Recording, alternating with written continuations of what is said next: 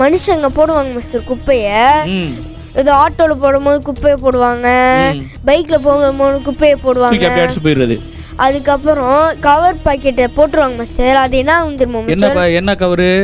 Plastic cover. Plastic கவர்லாம் தூக்கி ரோட்ல அடிக்கிறான். ஆமா சார், இப்படி போட்டுருவாங்க மாஸ்டர். சில பேருக்கு அது மூஞ்சில அடிச்சு கீழே விழுந்துருவாங்க மாஸ்டர் டப்புன்னு. போடுற போதே ஆப்போசிட்ல வரவங்க டக்குன்னு மூஞ்சில போட்டு கீழே விழுந்துருவாங்க. ஆமா மாஸ்டர். மக்களே அந்த மாதிரி எல்லாம் போடாதீங்க.